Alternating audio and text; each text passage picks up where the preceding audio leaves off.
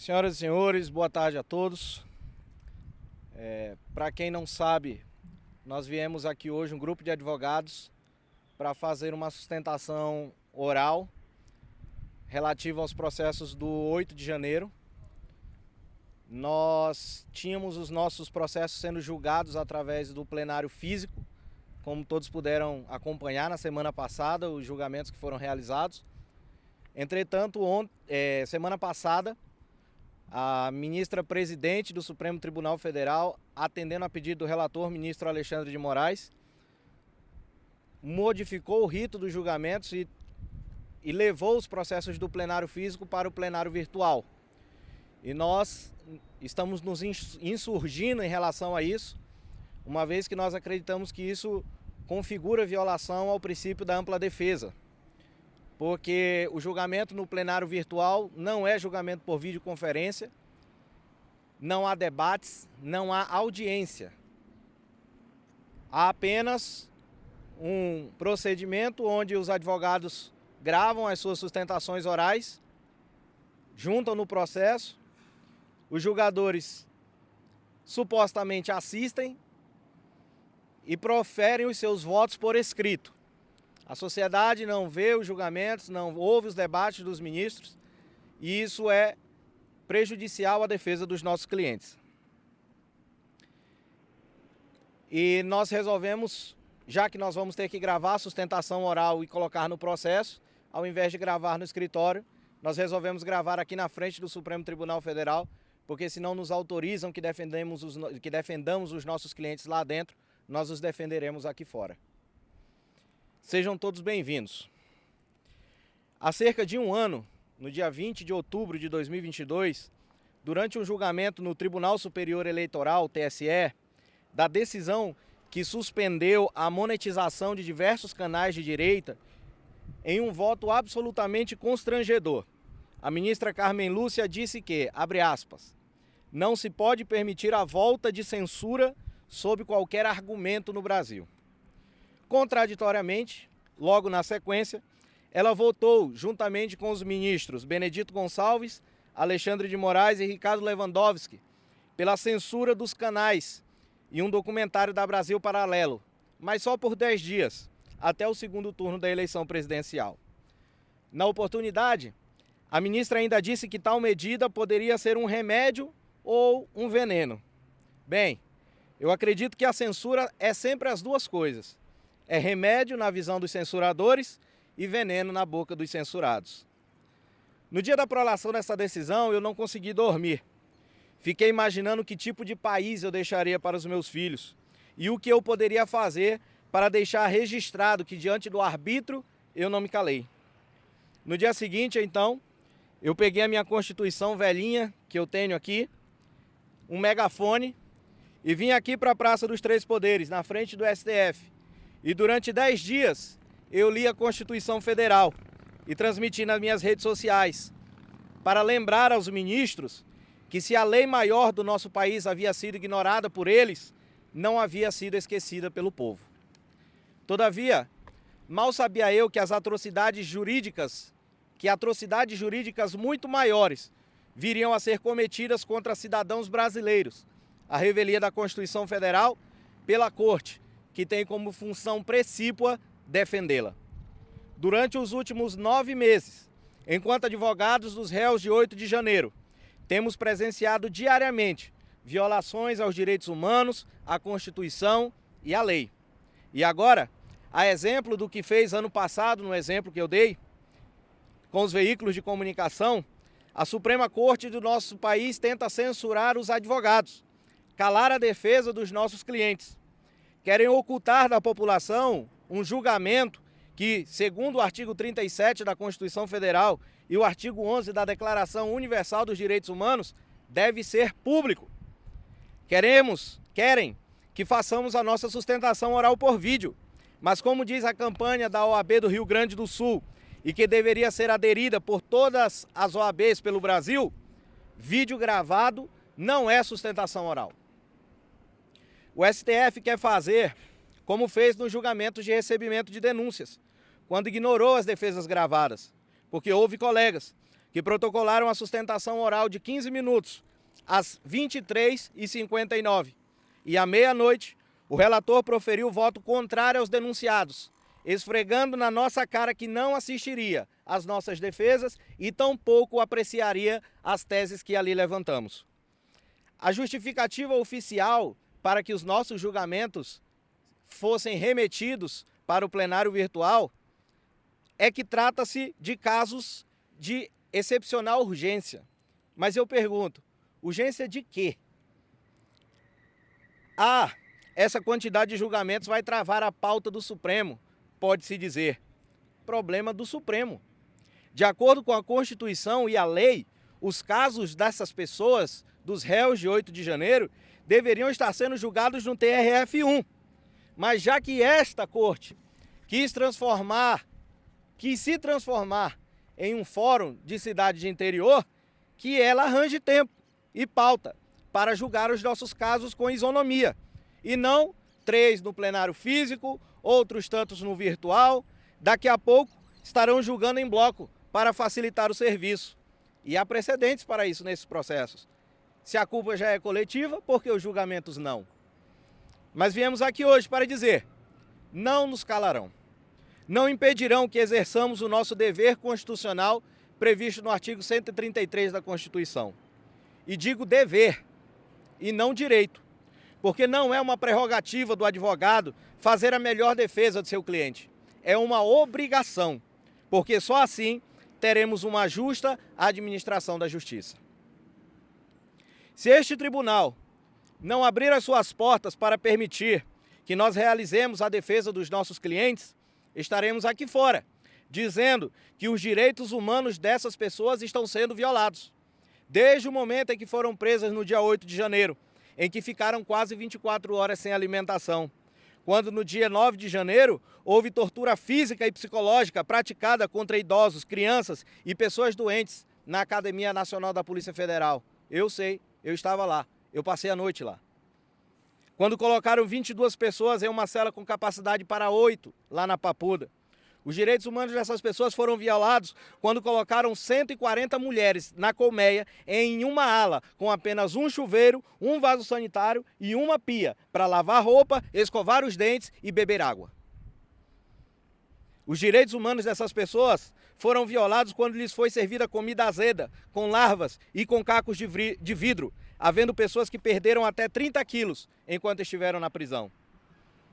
Os direitos humanos dessas pessoas foram violados quando quiseram destruir os bens e os documentos delas, porque não havia uma sala para guardar esse material na Polícia Federal. Os direitos humanos dessas pessoas foram violados quando a imprensa, grande parte dela, e o próprio site desta Suprema Corte ficou imputando a alcunha de terroristas a estas pessoas, mesmo depois que as denúncias já haviam sido oferecidas e ninguém, repito, ninguém foi denunciado por terrorismo. Por fim, os direitos humanos dessas pessoas estão sendo violados quando são impostas medidas cautelares às pessoas que foram liberadas, mais graves do que se aplicam a criminosos contumazes. Ao invés de apresentação mensal em juízo, apresentação semanal, proibição de utilização de redes sociais, proibição de comunicação entre uns e outros, tornozeleira eletrônica. Por causa dessas medidas, houve pais que perderam o casamento das filhas, houve filhos que perderam o sepultamento da mãe, há pais que não conseguem colocar a comida na mesa para os seus filhos. Esta semana foi prolatada uma decisão pelo ministro relator, em que uma mãe pede autorização para trabalhar e a tornozeleira eletrônica lhe estava impedindo de trabalhar, e colocar a comida na mesa do seu filho. E o ministro negou e disse que se ela quiser, ela tem que se adequar e procurar uma forma de trabalhar. E não, a corte deve ser flexível a ponto de permitir que uma mãe trabalhe e dê de comer para o seu filho. A dignidade dessas pessoas está sendo arrancada dia a dia. E nós vamos denunciar isso, lá dentro ou aqui fora. Se este tribunal não abrir as suas portas para permitir que nós realizemos a defesa dos nossos clientes, estaremos aqui fora, dizendo que o STF não tem competência para julgar os casos relacionados ao 8 de janeiro. o ministro Alexandre de Moraes forçou uma competência que não existe para trazer esses casos para a Suprema Corte. Durante os primeiros julgamentos na semana retrasada, o relator disse que essas pessoas estão sendo julgadas no STF porque há autoridades detentoras de foro por prerrogativa de função, investigadas nos mesmos inquéritos. Sobre essa afirmação, pairam duas incongruências. A primeira é que havia, e hoje não sabemos se há mais, porque nós não temos mais segurança jurídica no nosso país, havia no Supremo uma regra, que era a regra do desmembramento, em que, havendo pessoas com prerrogativa de foro e sem prerrogativa de foro investigadas pelos mesmos fatos, as que não tinham prerrogativa tinham os seus processos desmembrados e enviados para a primeira instância. A segunda incongruência nessa declaração é que, se nós fizermos uma análise e um exercício de pensamento, nós fazemos o seguinte questionamento: se eu, que não tenho foro por prerrogativa de função, sou investigado no STF, e uma pessoa que tem foro por prerrogativa, ambas são investigadas, e eu, que tenho a prerrogativa, não sou denunciado, não viro réu, e o processo é arquivado em relação a mim. Quer dizer que a pessoa que não tinha foro por prerrogativa veio ao STF por conta da pessoa que tinha foro por prerrogativa. Esta pessoa sai e aquele que não tem prerrogativa fica para ser julgado por uma corte que não é a competente para julgá-la. Mas pior do que isso, nós não conseguimos saber se existem de fato autoridades públicas com foro privilegiado, como assim é chamado, para ser julgado no STF, porque nós não temos acesso à íntegra dos autos. Então não tem como eu saber. É por isso que não existe conexão entre inquéritos, conforme versa o artigo 69 do Regimento Interno do STF, que é o artigo invocado para atrair a competência desses casos para a Suprema Corte. Se você olhar no termo de autuação do inquérito 4921, 4923, 4922, na PET 10.820, você verá que todos esses inquéritos vieram ao Supremo Tribunal Federal através de conexão com o inquérito 4879. Só que nós não temos acesso a esse inquérito, então nós não sabemos se essa conexão existiria. Mas não existe conexão entre inquéritos, porque o artigo 69 diz que a distribuição da ação ou do recurso gera prevenção para todos os processos a ele vinculados por conexão ou continência. Existe uma divergência na doutrina sobre qual é o instituto do inquérito investigativo. Se ele é um mero procedimento administrativo, se ele é um processo preparatório. Entretanto, se existe divergência na doutrina sobre o que o inquérito investigativo é, não existe divergência a respeito do que o inquérito investigativo não é. E inquérito investigativo não é ação, não é recurso e não é processo. Por isso, o artigo 69 do Regimento Interno não poderia ter sido invocado e o Supremo Tribunal Federal não é competente para o julgamento desses casos. E essa competência é inexistente e foi forçada à revelia da lei e da Constituição Federal. Se este tribunal não abrir as suas portas para permitir que nós realizemos a defesa dos nossos clientes, estaremos aqui fora dizendo que o ministro Alexandre de Moraes é suspeito para relatar os casos referentes ao 8 de janeiro. Explico por quê. Trago um episódio em que no dia 8 de janeiro o ministro, no Twitter, disse que os executores dos ataques de 8 de janeiro seriam responsabilizados, bem como os financiadores, os instigadores e as autoridades públicas responsáveis. 8 dias depois, no dia 16 de janeiro, a Procuradoria-Geral da República iniciou os oferecimentos de denúncias contra os acusados, na exata divisão proposta pelo relator no seu tweet, contra os executores, os financiadores, os instigadores e as autoridades públicas, mostrando que o julgador, o ministro Alexandre de Moraes, orientou o trabalho do órgão acusatório, ainda que indiretamente. Se este tribunal não abrir as suas portas para permitir que nós realizemos a defesa dos nossos clientes, nós estaremos aqui fora dizendo que esta Corte tem violado a garantia constitucional do contraditório e da ampla defesa. E ela faz isso quando nega o acesso aos autos de inquérito 4879. Quando nós entramos em contato com o gabinete, eles disseram que nós não precisamos ter acesso a esse inquérito porque ele nada tem a ver com os nossos clientes, sendo que este foi o inquérito utilizado para atrair a competência desta casa para o julgamento desses processos. Então a pergunta que fica é, quer dizer então que para termos acesso ao inquérito 4879, os nossos clientes nada têm a ver, mas para atrair a competência, eles têm. O STF também violou a ampla defesa e o contraditório quando negou o acesso aos autos de prisão em flagrante nas audiências de custódia. Chegávamos para atender os nossos clientes e nem a defesa, nem a acusação e nem os juízes tinham os autos de prisão em flagrante em mãos. Viola também quando não constam dos autos os vídeos dessas audiências. Nós não temos os vídeos das audiências de custódia hoje nos autos. O direito à ampla defesa e o contraditório é negado também quando nós temos negado o acesso aos vídeos das câmeras de segurança dos palácios das praças dos três poderes.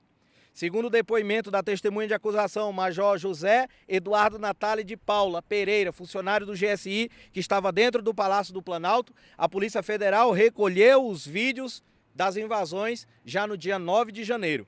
Entretanto, esses vídeos somente foram disponibilizados às defesas no dia 21 de julho de 2023, ou seja, 3 dias antes do início dos interrogatórios, sendo impossível para a defesa realizar a análise de cerca de 4 terabytes de material fornecido pela Polícia Federal antes das audiências.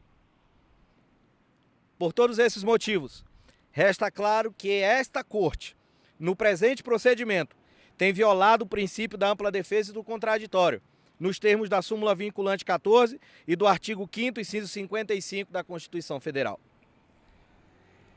Se este tribunal não abrir as suas portas para permitir que nós realizemos a defesa dos nossos clientes, estaremos aqui fora dizendo que as audiências de custódia foram realizadas de maneira ilegal. Durante os primeiros julgamentos da semana retrasada, o relator disse que não acreditava que houve prisões ilegais, pois todas as audiências de custódia foram realizadas. Mas vejamos como se deram essas audiências para verificarmos se havia possibilidade do reconhecimento de alguma nulidade. Primeiro, as defesas, a acusação e os próprios juízes não possuíam os autos de prisão em flagrante. Desta forma, como analisar as ilegalidades se não havia documentos? Segundo, ainda que nós tivéssemos em mãos os autos e houvesse ali comprovada alguma nulidade, os juízes condutores, se os juízes condutores observassem alguma ilegalidade, eles não poderiam decidir, pois o ministro apenas lhes delegou a competência parcial de serem secretários dele, colhendo os depoimentos sem poder decidir sobre as alegações das defesas. E terceiro, nenhuma audiência de custódia foi realizada no prazo de 24 horas que determina o artigo 310 do Código de Processo Penal. As pessoas foram presas no dia 8 e 9 de janeiro. As audiências de custódia iniciaram somente no dia 12 de janeiro, ou seja, após 96 horas das prisões, e somente terminaram 10, 11 dias depois, com a decisão do relator, liberando algumas pessoas e mantendo na prisão outras milhares. Se este tribunal não abrir as suas portas para permitir que nós realizemos a defesa dos nossos clientes, estaremos aqui fora, dizendo que a maioria dos acordos de recebimento das denúncias são nulos por carência de fundamentação. Além de genéricos, as decisões que receberam as denúncias são fundamentadas com teses não suscitadas pela defesa e ignoram outras teses que foram levantadas. Além disso, há em algumas delas trechos copiados de defesas alheias ao processo que está sendo julgado.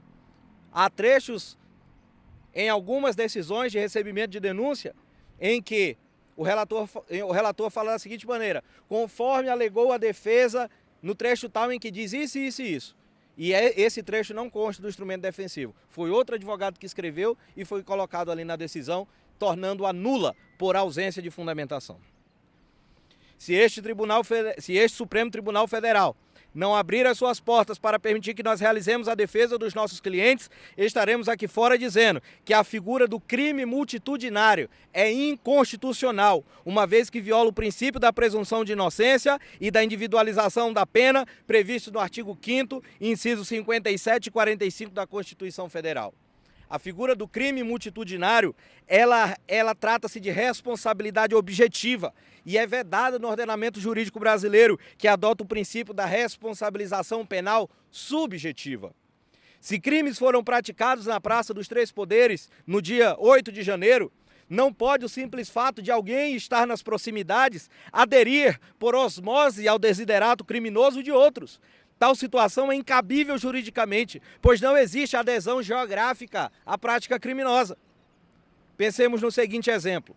Eu e 2 amigos entramos em um banco, todos com a intenção de sacar dinheiro. Há ali então um liame subjetivo. Nós 3 entramos para sacar dinheiro. Todavia, ocorre uma discussão entre meus 2 amigos e ambos começam a brigar e promover um quebra-quebra dentro da agência bancária. Nesse momento, já não há mais vínculo de conduta entre mim e eles. Deveria eu, portanto, ser punido como os causadores dos danos pelo fato de haver chegado com eles e estar no mesmo local? De forma alguma. Foi o que ocorreu no dia 8 de janeiro. Diversas pessoas vieram à Praça dos Três Poderes manifestar pacificamente. Se houve pessoas que promoveram depredações, que sejam identificadas e punidas nos termos da lei. E não exemplarmente, porque não existe punição exemplar. Ou a pessoa é culpada e deve pagar conforme manda a lei, ou ela é inocente e deve ser absolvida. Entretanto, não é aceitável que uns paguem pelos crimes de outros. Ademais, são vastas as imagens gravadas no dia das depredações, onde inúmeras pessoas presentes nos locais dos atos bradavam: não quebra, não quebra. Tal fato é corroborado pelo depoimento do agente do GSI, Major Eduardo Natali, que estava no Palácio do Planalto no momento das depredações, em que ele afirma: primeiro, havia diversidade de condutas entre as pessoas presas. A maioria das pessoas que foram presas não estava depredando. A maioria das pessoas que foram presas ficaram surpresas com a conduta dos vândalos. Muitos ajudaram o major a conter os que estavam depredando. Além disso, a causa de agir sob a influência de multidão é circunstância que atenua a pena nos termos do artigo 65, inciso 3, a linha E do Código Penal, e não pode ser utilizada para imputar crimes a quem não cometeu, como pretende o Ministério Público. Todavia, a manifestação do relator, ministro Alexandre de Moraes, sobre os casos aqui analisados é determinante em nosso sentir. Manifestação que ele fez em entrevista à revista Piauí. Esses crimes que têm condutas múltiplas, esses crimes que têm condutas múltiplas, você precisa individualizar a conduta. Ou seja, estava no local, tem que comprovar que estava no local, participou da depredação e houve a depredação. Você não precisa dizer que riscou o quadro tal, o outro riscou tal. Assim, verifica-se que o doutrinador elenca 3 requisitos para a condenação. Primeiro, ter havido a depredação, o que não se nega. Segundo, ter o acusado estado no local. E terceiro, ter o acusado participado da depredação. E para verificar a incidência dessas 3 hipóteses, faz-se necessária a individualização de condutas, o que não foi feito até agora, porque existem pessoas que sequer chegaram à Praça dos Três Poderes. Eu tenho um cliente que saiu do QG, foi preso em frente a uma nega-rincha, na hora que as depredações ainda nem haviam iniciado, e até hoje ele está preso. Então é necessário que se faça a individualização das condutas, e essa individualização seria perfeitamente possível se tivesse sido realizada uma investigação séria, uma vez que há provas sobradas de câmeras de gravação na Praça dos Três Poderes, no Supremo Tribunal Federal, no Congresso Nacional, no Palácio do Planalto, exceto aquelas que foram ocultadas pelo Ministério da Justiça. E elas são necessárias nesse processo, porque se uma pessoa entrou no Palácio do Planalto, vindo do QG do Exército, ela teve que obrigatoriamente passar em frente ao Palácio da Justiça. E onde estão as imagens que o Ministro da Justiça teme em ocultar? E conta diversas versões para o sumiço delas. Caso não seja possível individualizar as ações, deve-se aplicar o princípio do indúbio pro réu. Na dúvida, absolve. absolve-se os acusados e não condená-los a penas altíssimas pelo crime de live, que foi o que ocorreu na semana retrasada. Nenhuma das pessoas condenadas foi mostrada depredando nada, quebrando uma cadeira, riscando uma mesa, e foram condenadas a 17 anos, a 14 anos. Que Estado democrático de direito é esse que nós dizemos que vivemos? Se este tribunal não abrir as suas portas para permitir que nós realizemos a defesa dos nossos clientes, estaremos aqui fora dizendo que a prática dos crimes de golpe de Estado e abolição violenta do Estado Democrático de Direito é crime impossível. O Instituto do Crime Impossível encontra a guarida no Código Penal, lá no artigo 17, onde diz: não se pune a tentativa, quando, por ineficácia absoluta do meio ou por absoluta impropriedade do objeto, é impossível consumar-se o crime. É o que nós verificamos no depoimento das testemunhas de acusação. Observamos, por exemplo, que o major do GSI, José Eduardo Natali, afirmou que no gabinete presidencial não reside o poder. Logo, a sua simples invasão não configuraria golpe de Estado. Major Natali diz também que nenhum dos manifestantes que invadiu o Palácio do Planalto bradava que havia tomado o poder. Além disso, o major também confirma que os três poderes não funcionam no domingo. Logo, um golpe de Estado seria um crime impossível de ser realizado. Desta forma, fica clara a absoluta impropriedade do objeto para a consumação do crime, uma vez que seria impossível que o poder fosse tomado naquelas circunstâncias. Além disso, caso de fato manifestantes tivessem a intenção de depor o governo, não havia capacidade física para produzirem o seu intento. Desta forma, configura-se a ineficácia absoluta, a ineficácia absoluta do meio, por não haver a possibilidade de aquelas pessoas, pela sua própria compleição física e a inexistência de armas, cometerem o crime, esses crimes de golpe de Estado e tentativa de abolição violenta do Estado Democrático de Direito. Mesmo em relação aos manifestantes que ingressaram nos palácios e promoveram os atos de vandalismo, a configuração da figura penal da abolição violenta do Estado Democrático de Direito, prevista no artigo 359-L do Código Penal, não pode ser imputada. Eu explico por quê.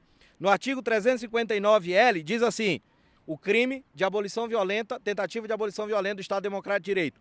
Tentar, com emprego de violência ou grave ameaça, abolir o Estado Democrático de Direito, e agora atentem para isso, impedindo ou restringindo o exercício dos poderes constitucionais. O que acontece? O núcleo do tipo penal, deste tipo penal, exige dois tipos de conduta, uma tentada e uma consumada. Tentar abolir através da restrição e do impedimento do exercício dos poderes constitucionais.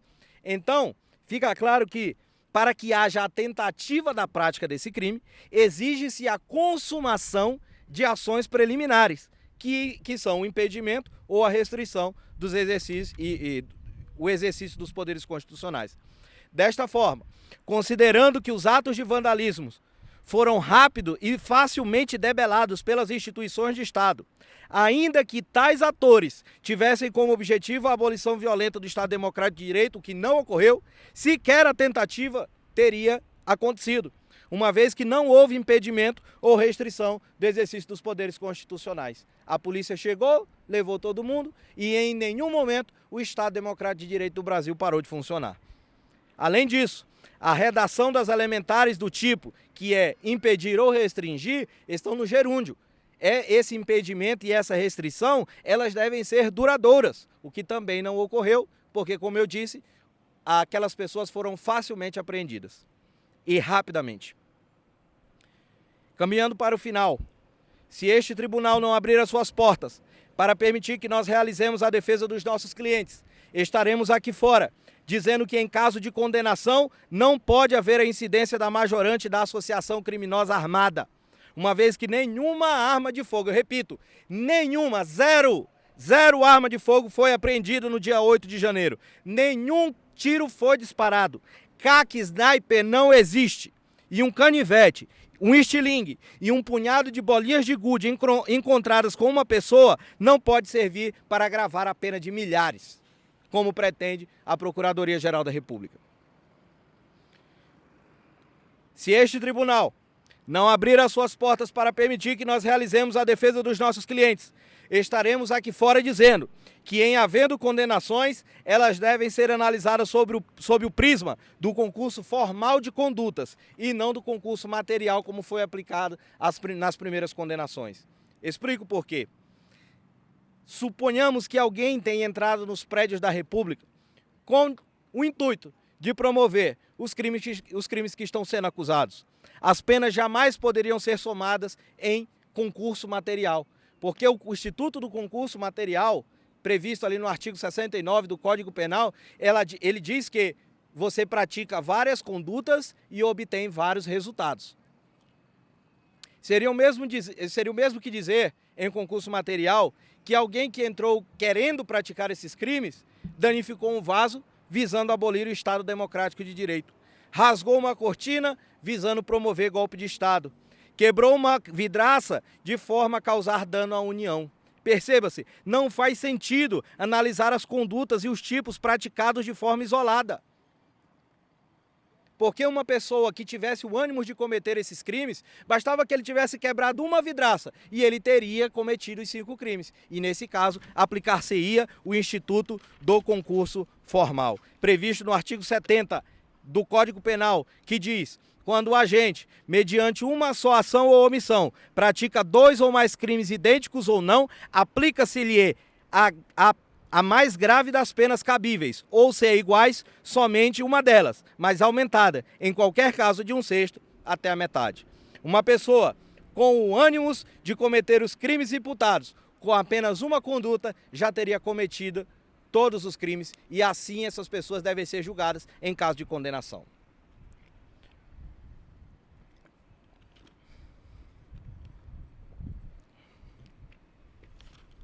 Por fim, se este tribunal não abrir as suas portas para permitir que nós realizemos as defesas dos nossos clientes, e agora falo por mim enquanto advogado, para cada cliente meu julgado em plenário virtual, estarei aqui na frente dessa corte fazendo a sustentação oral deles, como estou fazendo agora, e juntarei aos autos.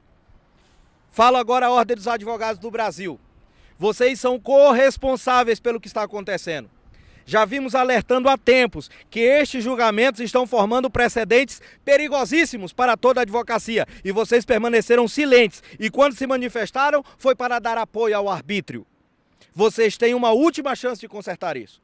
Que amanhã, na reunião que todos os presidentes de seccionais do Brasil terão com o ministro Alexandre de Moraes, vocês se façam ouvir e que a advocacia possa ser respeitada, pois é pilar do Estado de Direito.